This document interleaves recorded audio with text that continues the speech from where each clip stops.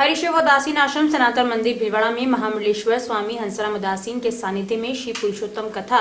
एवं श्रीमद् भागवत कथा सहित मंडल पूजन, रुद्राभिषेक, हवन यज्ञ, विभिन्न स्त्रोत के पाठ, श्रीमद् भागवत मूल पाठ पारायण, धार्मिक और आध्यात्मिक अनुष्ठान पुरुषोत्तम मास के अवसर पर 18 सितंबर से आयोजित हो रहे हैं, जिसमें 20वें दिन की कथा का वाचन किया गया। व्यासपीठ से कथा प्रवक्ता स्वामी योगेश्वर आनंद महाराज श्री कल्याण सेवा आश्रम अमरकंटक मध्य प्रदेश ने कहा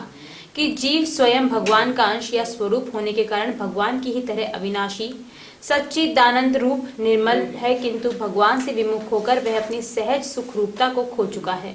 जब वह पुनः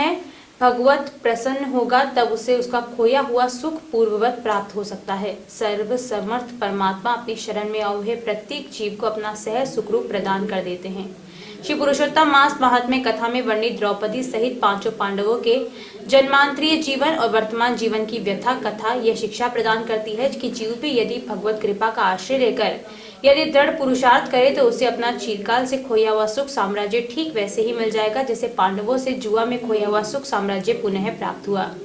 श्रीमद् भागवत कथा के अंतर्गत गजेंद्र उपाख्यान और समुद्र मंथन का प्रसंग विस्तार से प्रस्तुत किया गया।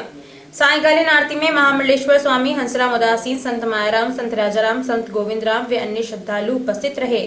श्री राधा कृष्ण की आकर्षक छवि में नृत्य एवं भजन कीर्तन हुआ। माली समाज के प्रतिभा माली, राजेंद्र कच्छावा, नानूराम माली, दिनेश कुमार माली, गौरीशंकर माली, रोशन माली व अन्य ने उपस्थित होकर व्यासपीठ का पूजन अर्चन माल्यार्पण कर आशीर्वाद प्राप्त किया। महामंडलेश्वर हंसराम उदासीन ने आशीर्वचनों में कहा कि समाज में जो लक्ष्मी पुत्र अर्थात धनी वर्ग है उसे इस वैश्विक कोरोना महामारी में जो साधना और सेवा का मौका मिला है उसमें अपने धन का सत्कर्मों में उपयोग करना चाहिए और उनके आसपास यदि कोई भूखा है तो उसे भोजन अवश्य उपलब्ध करवाना चाहिए। गिन करके अगर हमने प्रत्येक प्राणी को खिलाना इस जीवन में सार्थक किया तो किसी भी शरीर में हम जब जाएंगे, कुत्ते, बिल्ली,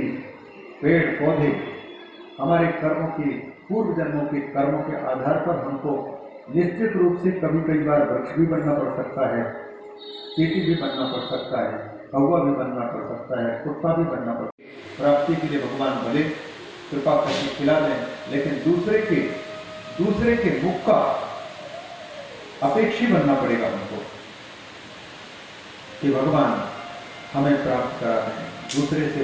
मांग के रह जाए। और अभी यदि हम इस मनुष्य शरीर में रह करके प्रत्येक प्राणी को अगर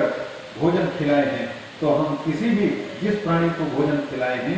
उस शरीर में हमारे कर्मों का फल भोगने के लिए हमको जाना पड़ गया तो हमें भोजन की कोई कमी नहीं रहेगी और हम निश्चित रूप से हम बोल रहे नहीं, हम तो तपस्या भजन कर रहे हैं, तो क्या हमारी वो साधना सफल है? हम तो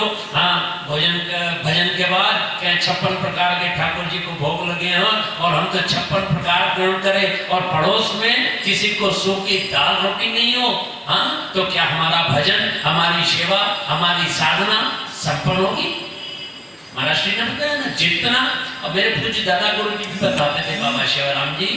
जितना आप खा सको, जितना आप खर्च सको वो तो आपका है। दूसरा जो संसार में रख के जा रहे हैं, पता नहीं उसमें शुभ कार्य हो, पता नहीं झगड़े पैदा हो जाए, बंटवारा में भी बहुत लफड़े हो जाएंगे। हाँ, यहाँ तो किसी गुरुजन के पास जाना पड़ेगा यदि गुरुमुखी होगा, नहीं तो समाज या पंचों के पास, और फिर भी नहीं माना तो कोर्ट कचहरी अदालत में जब तक फैसला हो। इसके लिए धन नहीं कमाया जाता है, धन कमाया जाता है सुख कर्म करने के लिए। धन कमाया जाता है किसके लिए? शुभ कर्म करने के लिए। तो ऐसा और कौन सा कार्य